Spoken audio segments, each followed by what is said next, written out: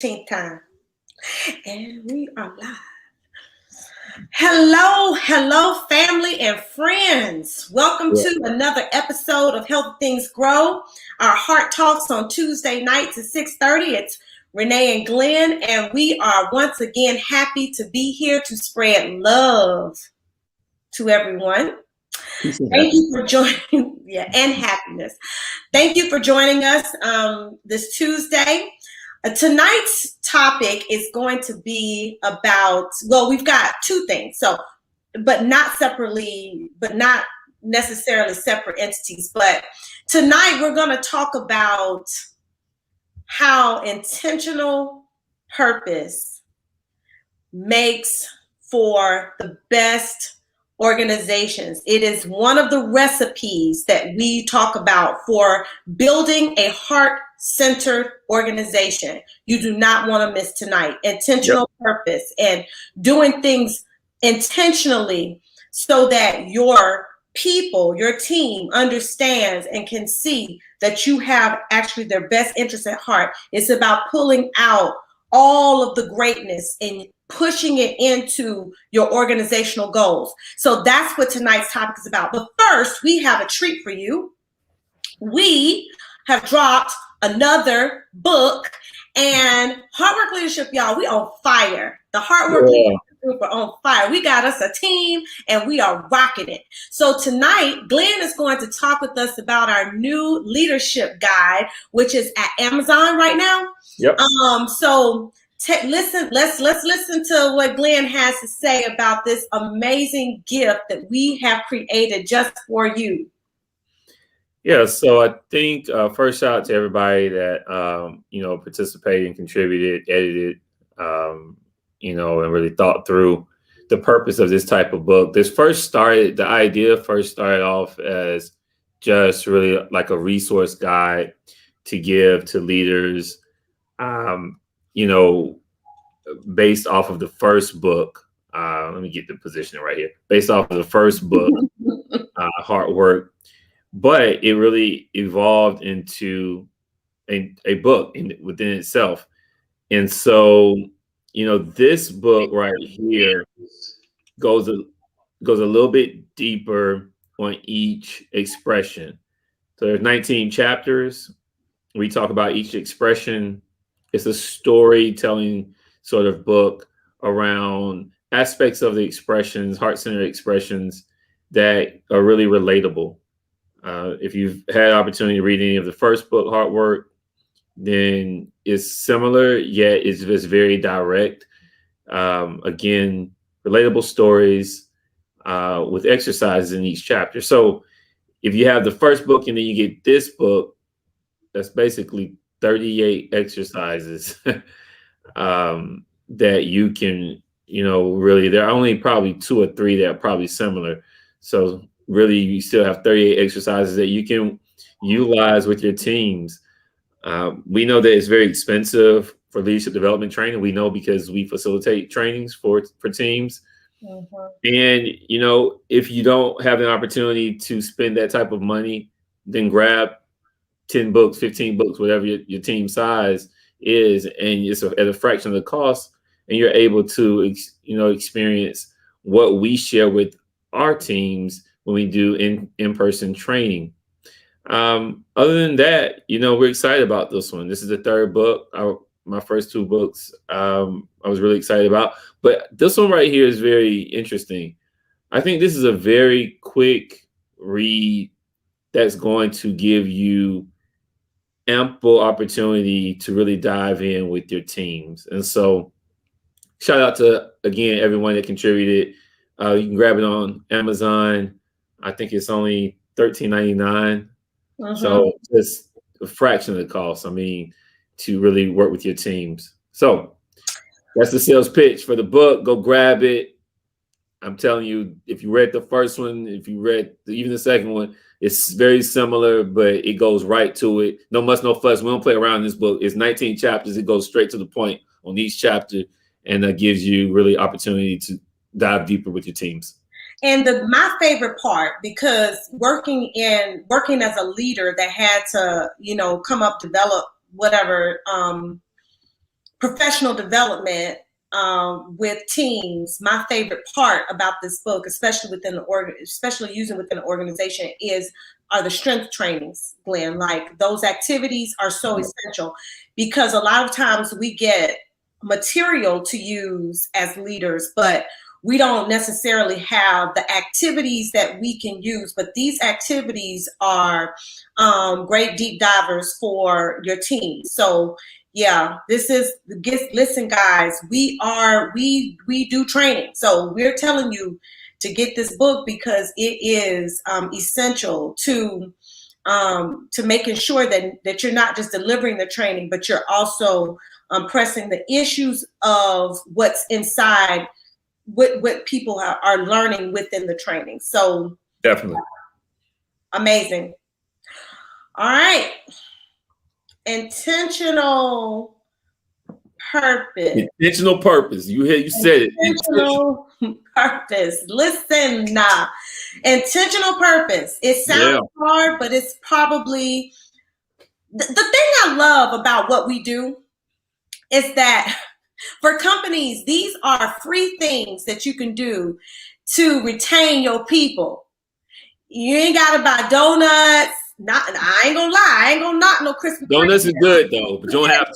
Wait a minute. Let me say, don't stop giving the donuts. But I'm just saying. Free. These are free. Right. These are free things that you can do. And the things that you're doing is you're just building a heart-centered organization where people can feel genuinely appreciated, where their performance is going to be exceptional, in a world where everybody is just trying to, I guess, basically live average. I don't know, but we want to live great, right? So we want our people in the organization to be great. We want to inspire the best innovation and skills. Listen, we spend billions and millions of dollars on recruitment efforts every single year. Most companies spend so much money on recruiting the highest skills and the best talent. Well, that best talent is attached to people. It's the people. Yeah. So we've got to be intentional in making sure that they understand that they are a part of our greater vision, of the ending product, of the products that come out of our company and out of our organization. So, Glenn, let's talk about how intentional purpose, builds excellence within our corporations and our organizations, and why it's essential that we are intentional and that we in making sure that we prepare our people to perform. Yeah, definitely. So I think there's we've talked about purpose for so long. I mean, you hear it everywhere, you see it everywhere. But years ago, I've always listened to Oprah Winfrey, right? I'm a big fan. If you read the books, you know that I talk about Oprah Winfrey all the time. And I think that when I first heard her talk about intention years and years ago, it struck me about what intention really is about. What does it mean to be intentional? What's the shift in your behavior and your mindset when you are intentional? And I really started processing for myself, was I living a life of intention? And the answer was no. No, I was haphazardly, I was mistakenly, I was accidentally, I was surprisingly stepping into things. Things were happening possibly, and that's awesome. And if you are a person who you say, man, things just happen sometimes, that's great, it's a blessing, and that's all good, and I get it, and I can receive it as well. But if you're a person who, by just way of life, things typically don't happen through intention, but just by happenstance, then this is the session that you want to be involved in today. Why is that? Because what I then recognized was that not only was intention important just to live a more fulfilling life and a more realized life. But when we talk about purpose, and then you put intentional before purpose, it really then begs the question, am I living my life on purpose? That's the question. Am I living it on purpose, or am I living it by accident? Yeah, I was going to say, because what's the alternative, right? Yeah, the alternative is that we get up and we just throw darts at the door. We throw stuff to the wind. A miracle. and we this whole idea is that I'm just going to pray my way into something. And I get it. I'm a praying person, but one thing I don't subscribe to is what we talked about a couple of weeks ago on our Facebook Live, is that faith works when you work faith. Yeah. Right? Faith works when you work faith. And by stepping into a place of intentional purpose, you're now saying that I am going to actually actively participate in what happens next. Doesn't mean you can control it. No. Doesn't mean you have control over it. Doesn't mean that you can force it.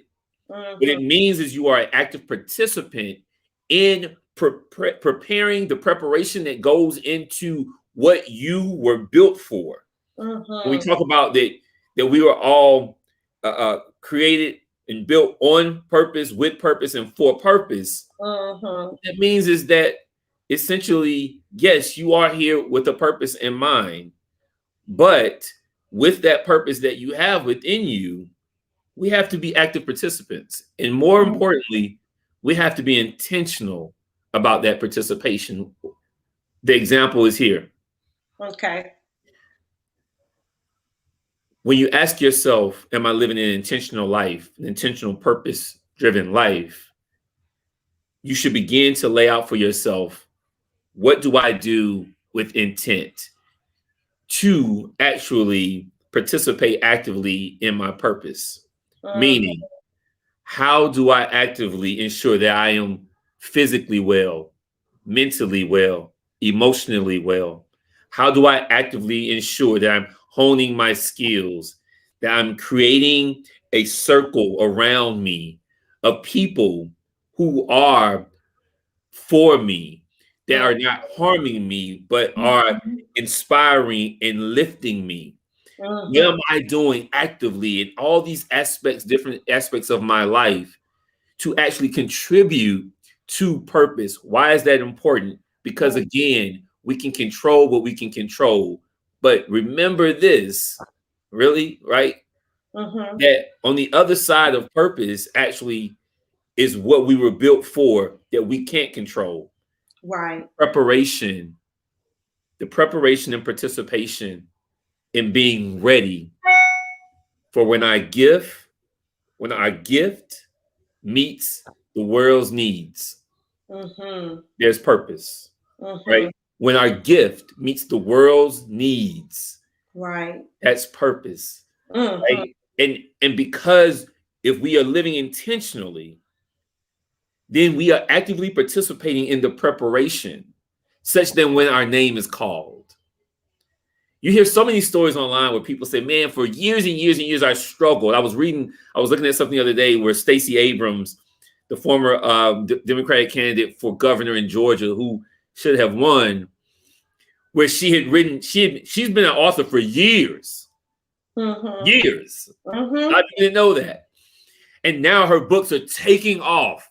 They're selling. You can't buy her books now. Right. Why is that? It's because she kept at it. She kept writing when no one basically was buying.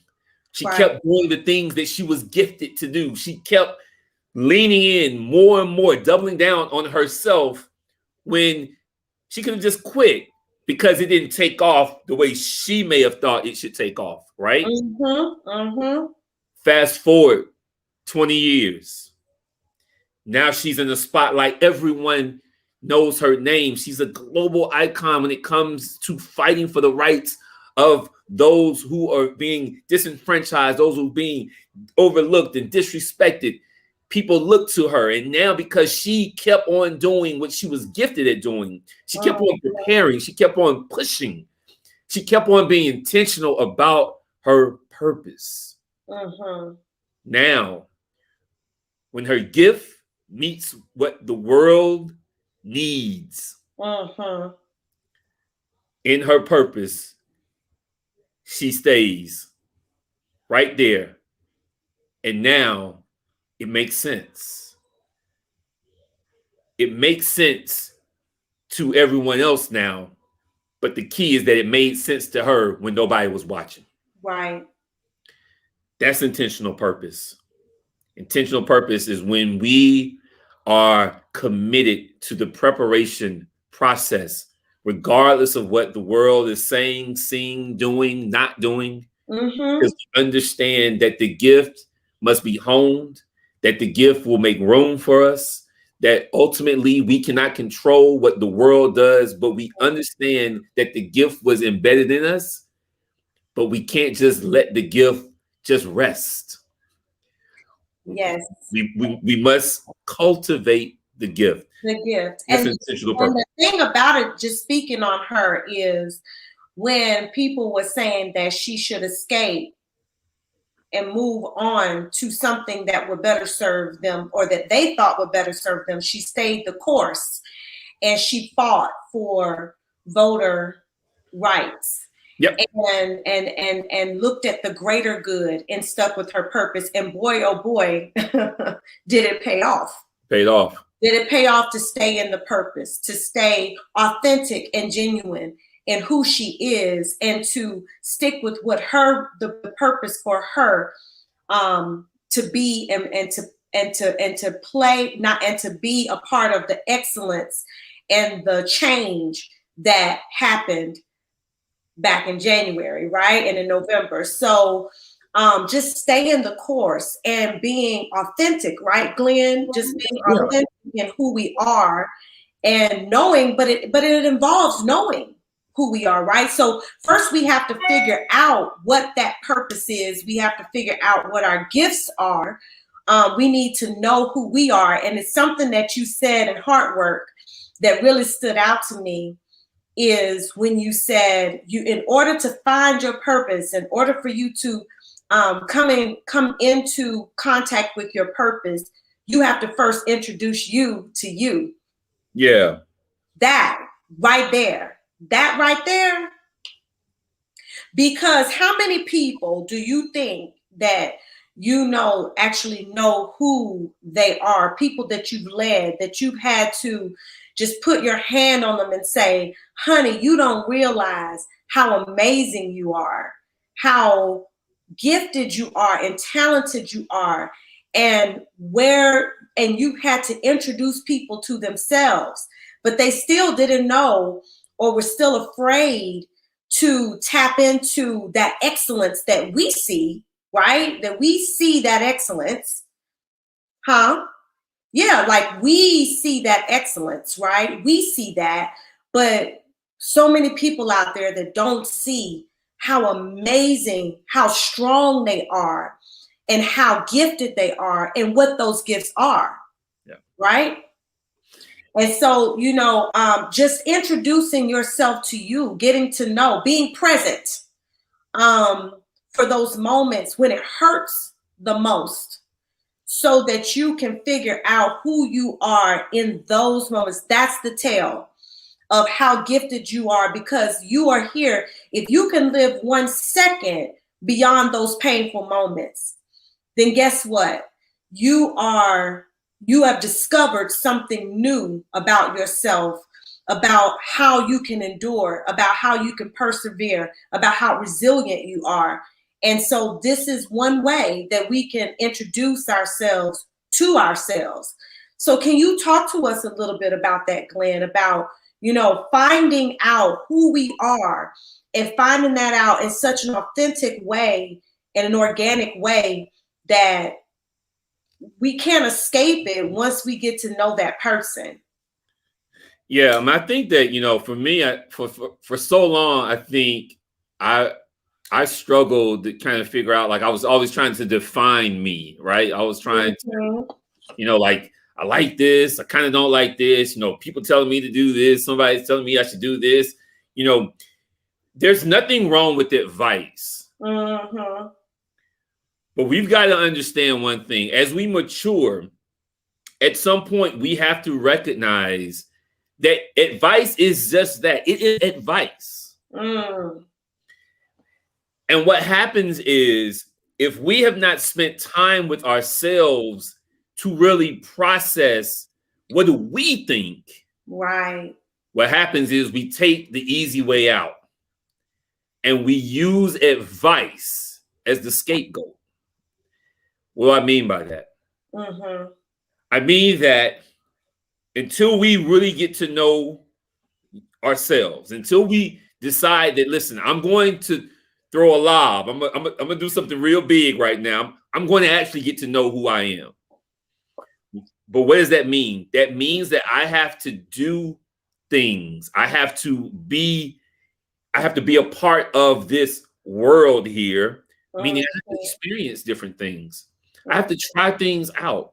I have to try something and fail. I have to do something and it hurts. I have to go about something and it scares me. I have to be active enough to figure out, who am I? Right. And the reason why is very simple. If you don't know who you are, what happens is you become an imposter, okay? Mm-hmm. An imposter who is taking advice from others. And when you're an imposter within your own body, mm-hmm. your own mind, mm-hmm. you're receiving guidance from others, the only thing that will happen is that guidance will become real to you. Mm-hmm. It will become what you latch onto, not because it's great advice. It's because you have not done enough within yourself. Experience you, the highs, the lows, the joys, the sadness. You haven't experienced it enough to be able to take pieces of advice and categorize them as such. Right. Relevant, not relevant. Maybe, not so maybe. Kinda, probably not. Mm-hmm. We have to build that muscle. Oh, yeah. Being able to receive that constructive criticism without latching onto it, without using it as a scapegoat to tell you to do something that you should be thinking of and processing for yourself. Mm-hmm. Purpose, listen, the imposter syndrome is the enemy of purpose, okay? Oh, yes. It's this feeling that I don't belong, not because you don't belong or you do belong. It's because you've not thought through enough. You've not done enough. You've not been active participant in figuring out what you enjoy, what you dislike, what brings you anxiety, what brings you feel, all the emotions back and forth. We must experience these things. Mm-hmm. Because they help us build the muscle. Right. Able to actually think for ourselves, mm-hmm. process for ourselves, make decisions based on what we genuinely understand about ourselves, not about the world, not about what people want from us, not about what people expect from us. When people tell me time and time again, I don't know what my purpose is. No, it's not that you don't know what your purpose is. It's that you've not spent enough time with yourself to process through why you are here and for what gift you have been given to actually live within. Just because you're an eloquent speaker doesn't mean you're going to be a public speaker. Whoa, say that again. Just because you can shoot a basketball doesn't mean you're going to be a star in the NBA. Right. Gifts don't equate to the obvious outcome. Mm-hmm. Gifts only say to you that there's something within you that's special, that's there on purpose, that was given to you, and now it's up to you to process and figure out how that gift can manifest itself in the world when the world needs it. Exactly. Right? Right. That's where the gift meets the world's needs. But if we're so bogged down in controlling failure, controlling fear, controlling anxiety, controlling joy and sadness, if we're so bogged down in controlling all of these emotions and experiences, we will never get to the authentic you. Right. You got to be honest with yourself. This whole idea of a journey of lies, a journey of lies will never tell you the truth. And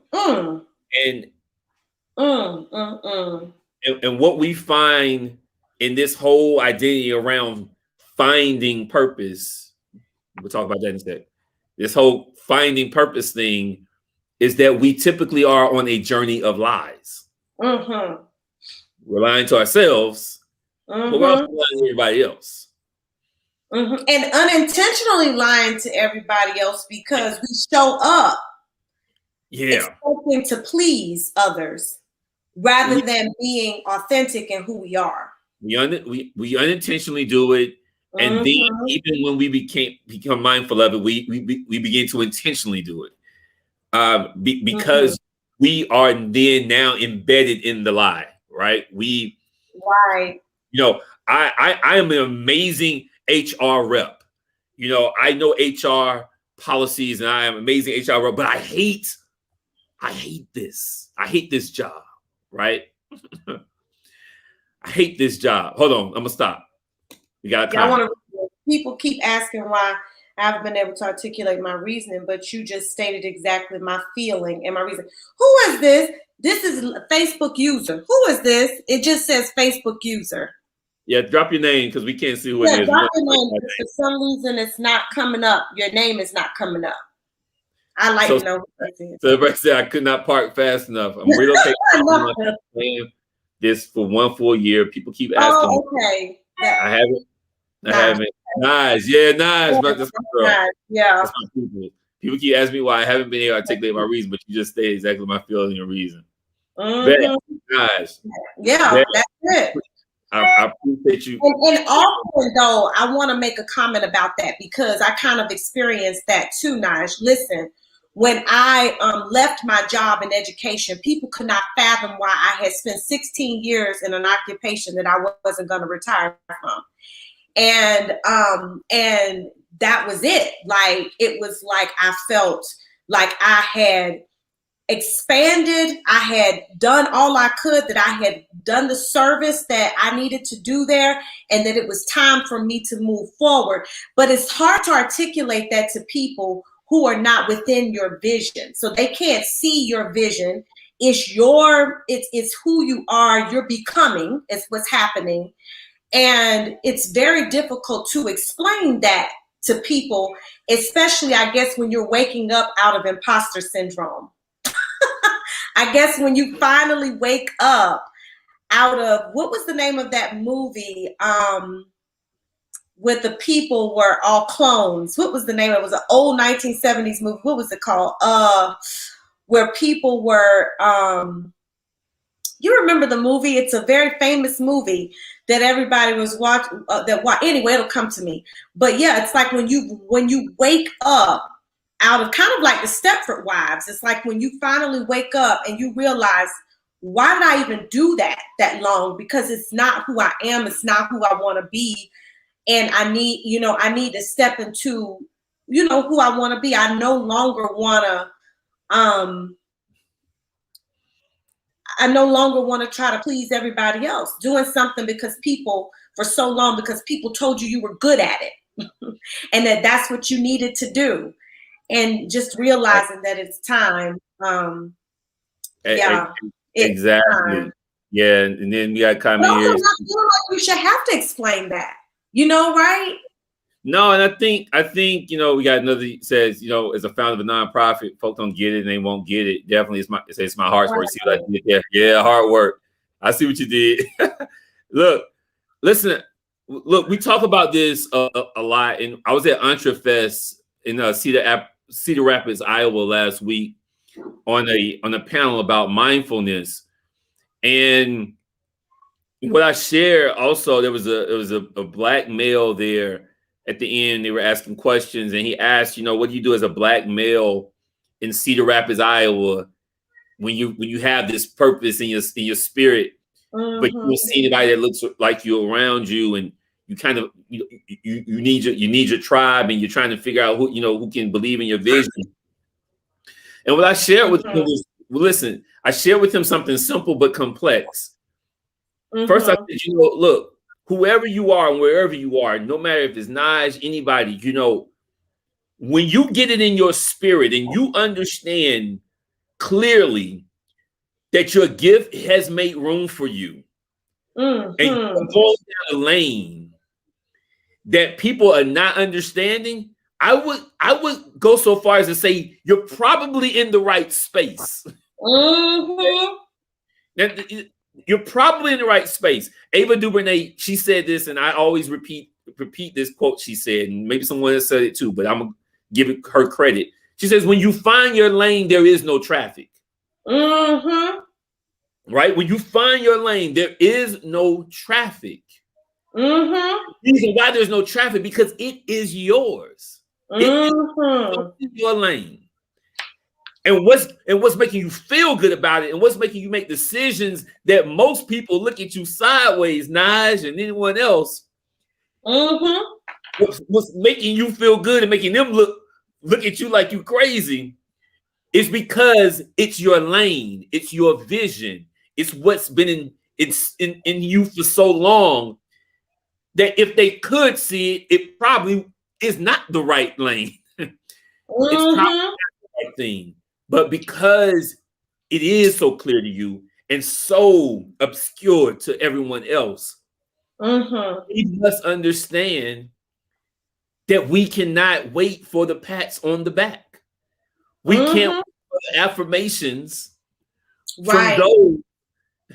What's up, Mars? He said, that made me shout. We can't wait for those that don't get it, won't ever get it, and it's okay if they don't get it.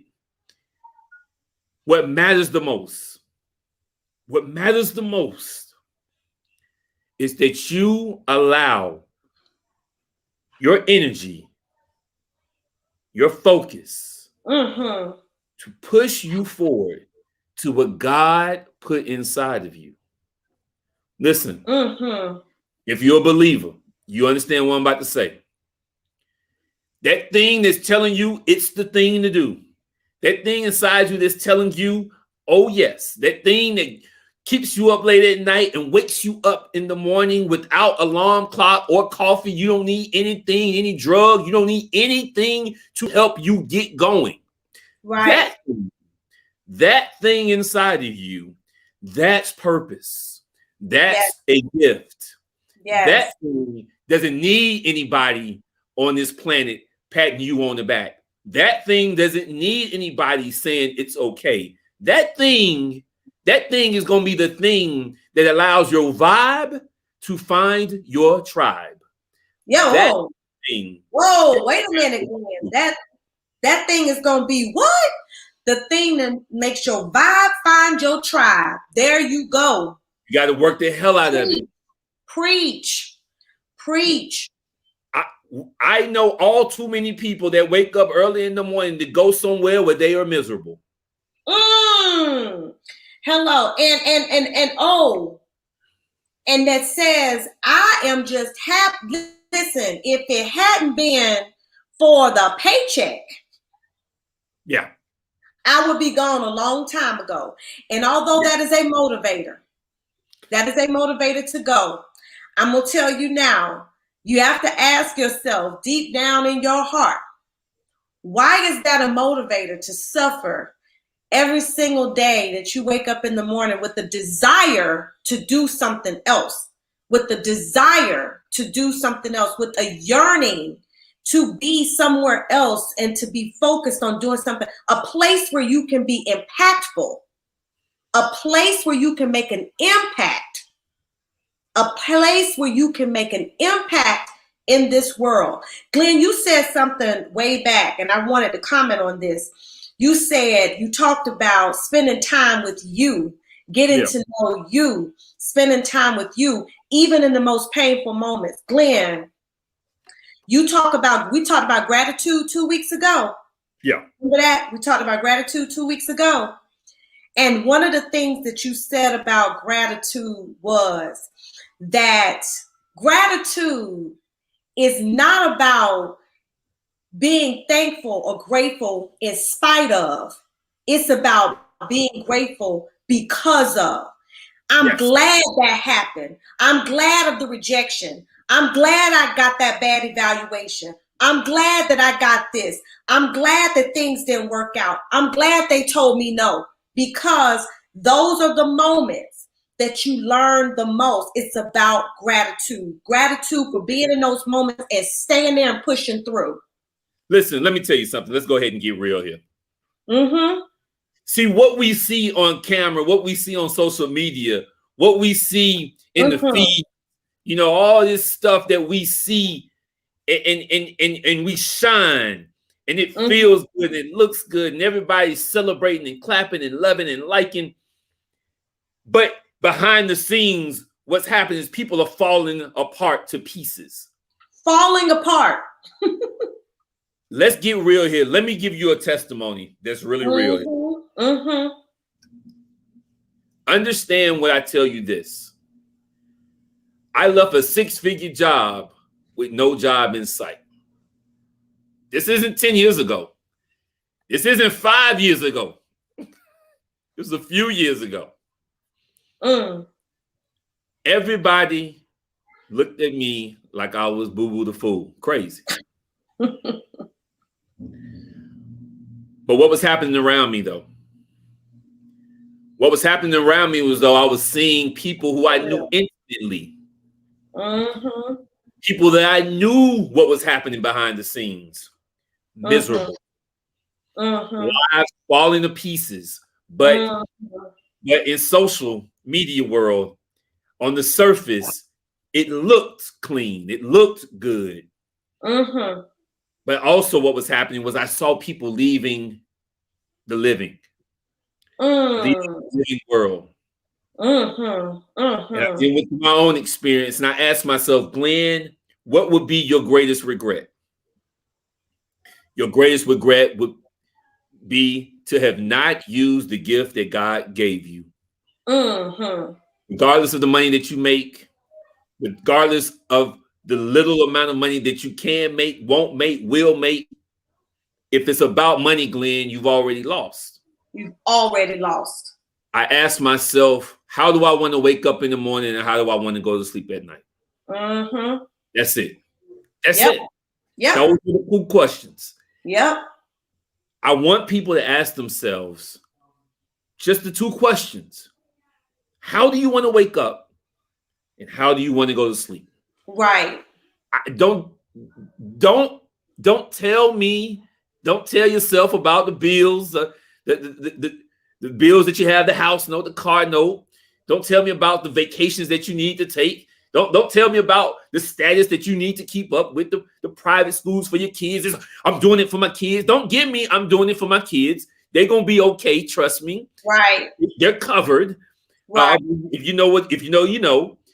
Don't tell me about all the things that you can line up, write down, recite, because you do it very well. I know. I've done it myself. Don't tell me all of the stuff, the excuses that we make when we're scared to tap into the gift that God gave us to live in the purpose that God meant for us. Right. Don't tell me that stuff. That stuff is easy. Yeah. You got that down packed. I know you do. Mm-hmm. Tell me about how you really want to wake up in the morning and how you go to sleep at night. Right. If you tell me that, I'll show you how you want to live your life from here on out. Right. I'll show you how you can be a blessing to yourself, but more importantly, to the world. I'll show you and tell you what legacy really looks like. What legacy really looks like. Right. Not what's in your bank account. Right. How much money you're leaving. I'm not saying money's bad. Right. But I'm talking about the undeniable, God, it's uncomparable influence and impact that you will have on the world, far beyond the years that you take breath. Right. That's what I can tell you, if you can answer those two questions. So is that homework, Glenn? That's homework. That's homework. Y'all heard it first from Glenn. That is homework. Listen. That's homework. This is grown folk talk. If you're not ready for the truth, y'all can turn the camera off right now. Close your ears, because this is grown folk talk. Honestly, when I wake up in the morning, since I've joined this movement of hard work leadership, this is a movement for me. See, I'm not in this. This is not a job. What I do every single day for hard work leadership, I do it because I want to make an impact on the lives of the people around me. I have decided I've got a lot of gifts, but sometimes we confuse we also have to take into consideration that our gifts also should be aligned with our passion as well. And I am passionate about what I do every single day in this space in my life. I wake up in the morning without an alarm clock, and I wake up before 7.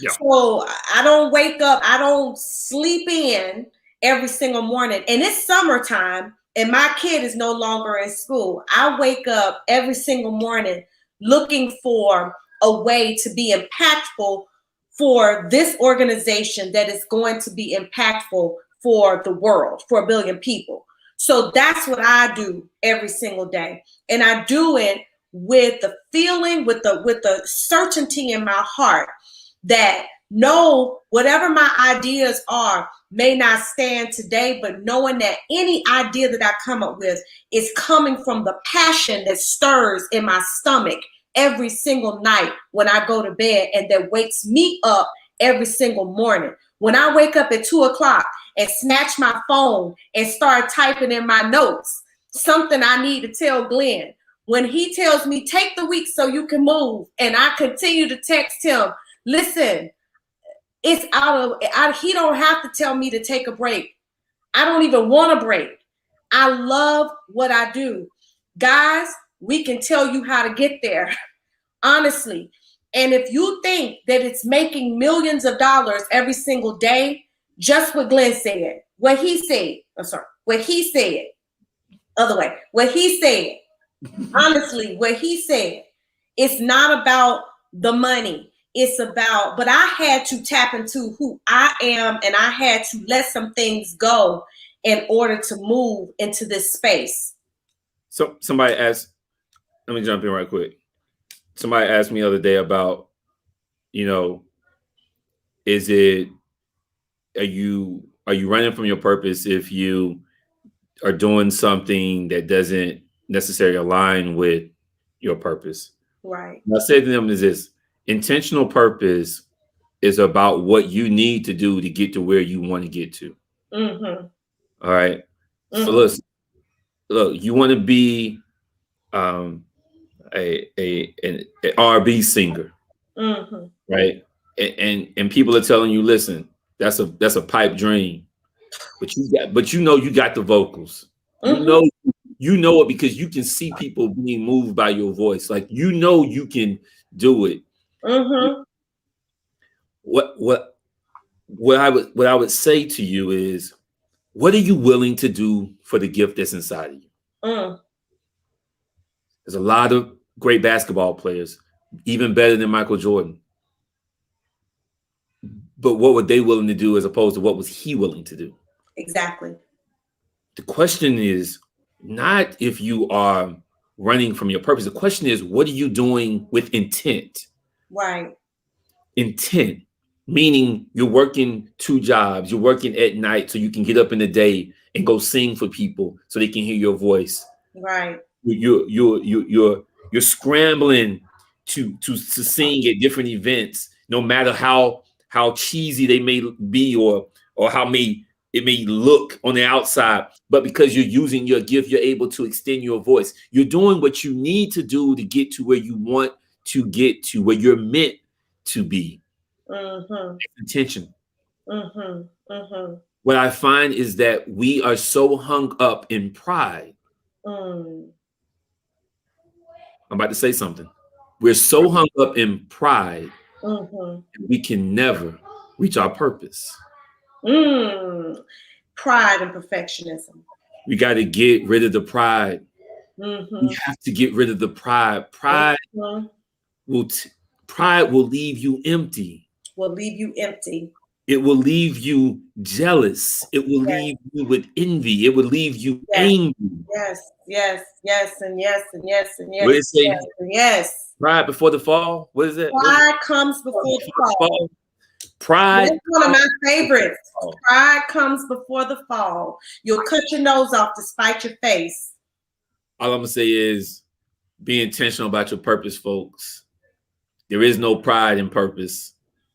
It's right here waiting on you. All you gotta do is just go get it. It's all you gotta do is just go get it. Go get it. Yeah. That's it. Go get it. And listen, if y'all know anything that I know, if y'all know what I know, hold on 1 minute. Oh, here you go. That's all I'm saying. Yeah. Plan B sucks. Go grab Plan B. I'm gonna tell you, listen to me. If you're not living in your plan A, you are definitely working. If you're working in a plan B situation, then you're definitely, listen, it's a lot of, as Glenn said, and this is just going to be my final statement. There's a lot of people, there's a lot of great people out there, a lot of amazing people, what we call greatness. The difference between when you have the same talent as them, the difference between you and them is that they made moves that you didn't make. They made sacrifices that you didn't make. Yeah. Right. So that's the only difference. You could be as great as them, but they made moves and sacrifices that you didn't make. So homework, guys, do your homework. How do you want to wake up in the morning? Yeah. How do you want to go to sleep at night? I'm telling you, that's your homework. Answer those 2 questions. If you can't answer them, then let's start homework. Do some work. Do some more homework. You need to do some more homework, because that means that maybe you need to just tap into, get into know, spend some time with yourself. And as Glenn says, introduce you to you. Yo, in the books, check out our books. Yeah. Hard work. Oh, we got 3 now. Remember? Boom, we got that one. The leadership guide. We got hard work. We got plan B. One. Huh? And we got plan B. Listen, in all of them, we challenge you to do your work. We challenge you to answer questions. We're not giving you answers. We're giving you thoughts. We're giving you reflections. But we're asking you to ask yourself questions. Yes. This is a question experience. This is where we find you. This is what hard work is about. You finding you. You finding you. Because the only weapon outside of God's strength, because that's the first weapon, but the only other weapon you have in this experience, in this journey, is your mind and your heart. And in order for your mind and your heart to be strengthened and to be able to fight through the madness that we call worldly things, is that you must ask yourself some very important, very relevant and meaningful questions. Mm-hmm. And you must be honest with yourself. These books are books about asking yourself those questions.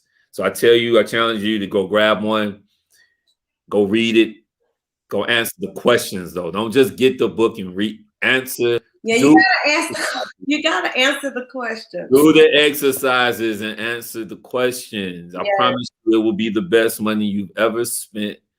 Hands down. No, listen, no frills. It's worth Look, y'all. It's worth it. The real deal. Yeah. Real talk. The real deal. Real talk. It's the real deal. It's the real deal. We good? We are good. We appreciate every last one of you once again, and we say it every week, and we mean it so much that your participation in these discussions mean everything to us. We love you being here. We love to hear what you have to say. We love hearing about your experiences. Thank you, Naj, for sharing with us. Thank you, everybody, for coming out today. Thank you for being vulnerable and trusting us with this information and trusting us with your story so that we can share. We love you so much, and we look forward to seeing you again next week. Peace. Peace. Love y'all. Love y'all. We out.